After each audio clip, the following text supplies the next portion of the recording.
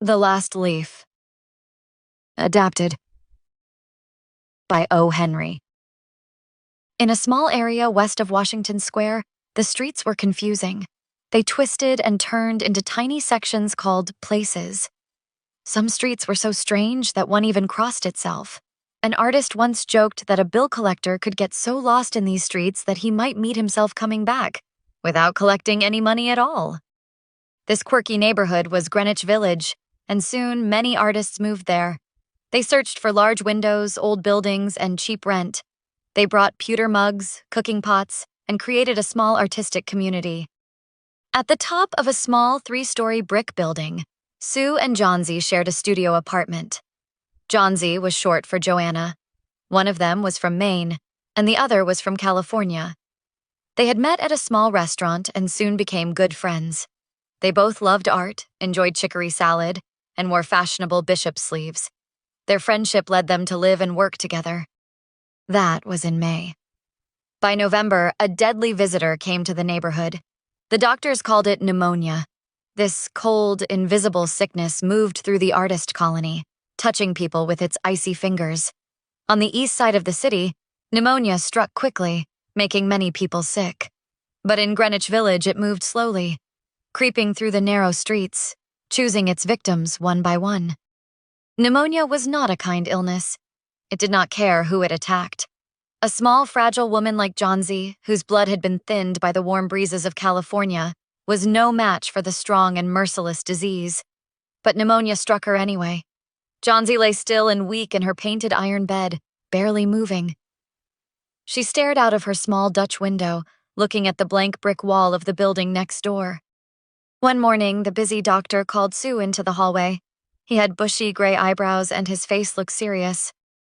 "She has one chance in, let's say, 10, he said, shaking the mercury in his thermometer. And that one chance depends on whether she wants to live. When people decide to give up, even the best medicine in the world won't help. Your friend doesn't believe she will get better. Is there something on her mind?" Sue hesitated. She always wanted to paint the Bay of Naples someday, she said. The doctor snorted. "Painting? That's nonsense. Is there something really important she's thinking about, like a man?" Sue's voice sharpened like the twang of a musical instrument. "A man?" she repeated. "Do you really think a man is that important?" "No, doctor. There's nothing like that." "Well, then it's just weakness," said the doctor. "I will do everything science can offer to help her. But when a patient starts thinking about her own funeral, I know that medicine loses half its power.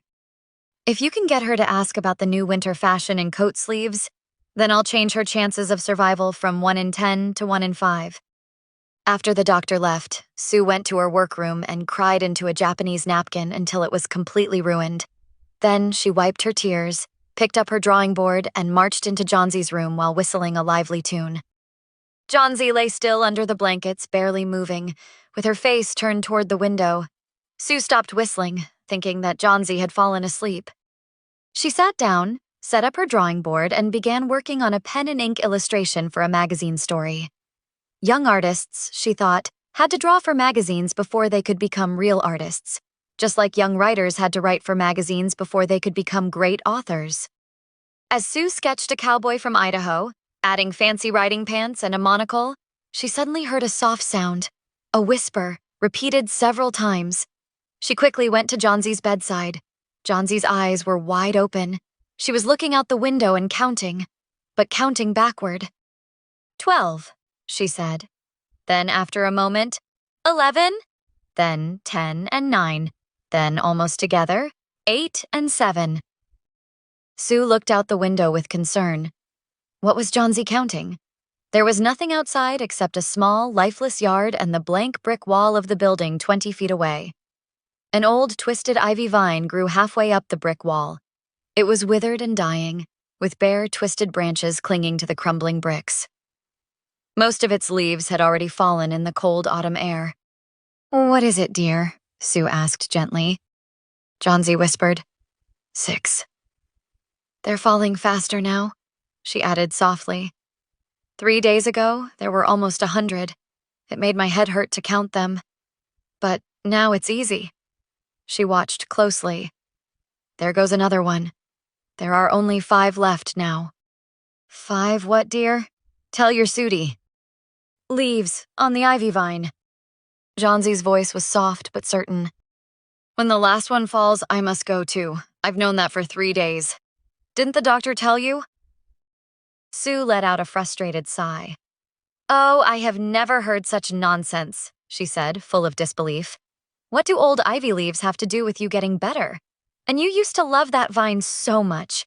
You silly girl. Don't talk like that. She forced a smile. Why, the doctor told me this morning that your chances of getting better are, let me remember exactly, 10 to 1. That's almost the same chance we take every day in New York when we ride the streetcars or walk past a new building. She gently adjusted the pillow. Now try to drink some broth and let your Sudi go back to her drawing. If I sell this picture, I can buy some nice port wine for my sick child and some pork chops for my hungry self. Johnsy did not turn from the window. You don't need to buy any more wine, she said. Her eyes stayed fixed outside. There goes another leaf. She watched it fall. Now there are only 4 left. Johnsy's voice was tired. I want to see the last one fall before it gets dark. Then I'll go too. Sue bent over her gently. Johnsy, dear, will you promise me something? She asked softly.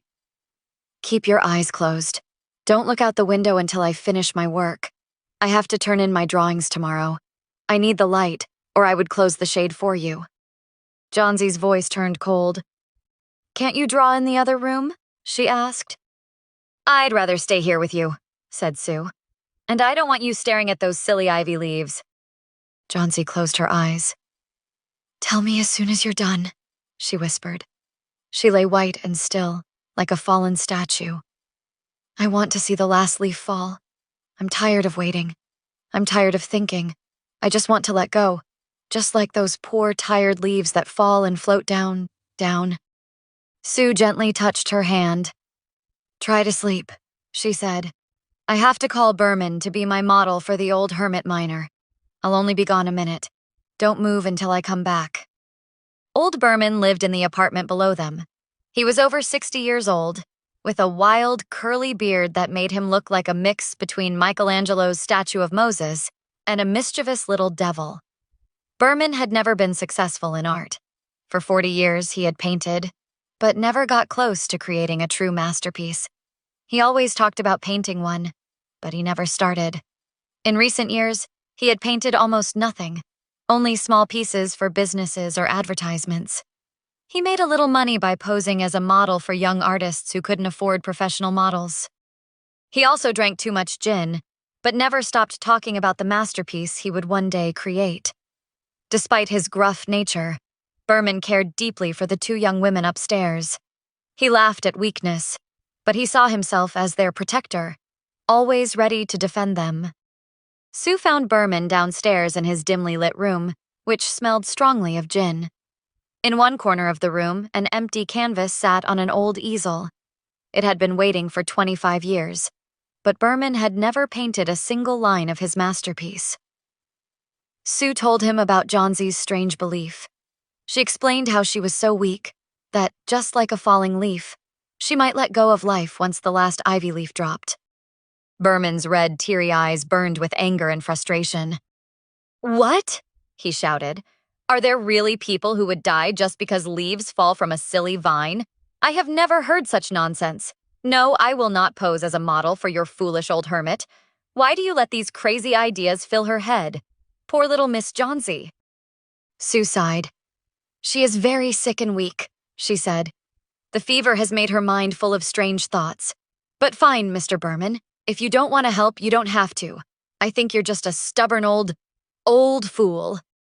Berman threw up his hands. You are just like a woman, he yelled. Who said I wouldn't pose? I've been trying to say for half an hour that I will. Let's go. This is no place for someone as sweet as Miss Johnsy to be so sick. One day, I will paint my masterpiece, and we will all leave this place. Yes, one day. When they went upstairs, Johnsy was asleep. Sue quietly pulled the window shade down and motioned for Berman to follow her into the other room. There, they both looked out the window, staring nervously at the ivy vine. Sue and Berman looked at each other in silence. Outside, the cold rain kept falling, mixed with snow. Berman, wearing his old blue shirt, sat down on an upturned kettle, posing as the hermit miner for Sue's drawing. The next morning, Sue woke up after only an hour of sleep. She saw Johnsy awake, staring at the window shade with dull, tired eyes. "Pull it up, I want to see," Johnsy whispered. Sue sighed, but did as she asked. But what was this? After the stormy night, the heavy rain, and the strong winds, there was still one last ivy leaf clinging to the brick wall. It was the very last leaf on the vine. Its stem was still dark green, but its edges had turned yellow, touched by age and decay. Yet it held on, bravely, 20 feet above the ground. Johnsy stared at it in disbelief. "That's the last one," she whispered. "I thought it would fall during the night. I heard the wind, but it's still there. It will fall today, and when it does, I will go too." Sue leaned close to her, her face tired and worried. "Oh, Johnsy, dear," she said. "If you won't think of yourself, then think of me. What would I do without you?" But Johnsy did not answer. The loneliest thing in the world is a soul preparing to leave on its mysterious journey. She felt more and more that she did not belong here anymore. One by one, the things connecting her to life seemed to fade away. The day passed. Even as the light faded into twilight, they could still see the last ivy leaf, clinging stubbornly to the wall outside. Then, night came again. The cold north wind howled once more, and the rain kept beating against the windows, dripping heavily from the roof above. In the morning, as soon as it was light enough, Johnsy, still feeling hopeless, gave another order. "Raise the shade," she said. Sue obeyed. The ivy leaf was still there. Johnsy stared at it for a long time. Then she called out to Sue, who was cooking chicken broth on the gas stove. "Sudie, I've been a bad girl," Johnsy said softly. "That last leaf stayed there to show me how wrong I was. It is a sin to want to die." Her voice grew stronger. "You can bring me some broth now, and some milk, with a little port in it."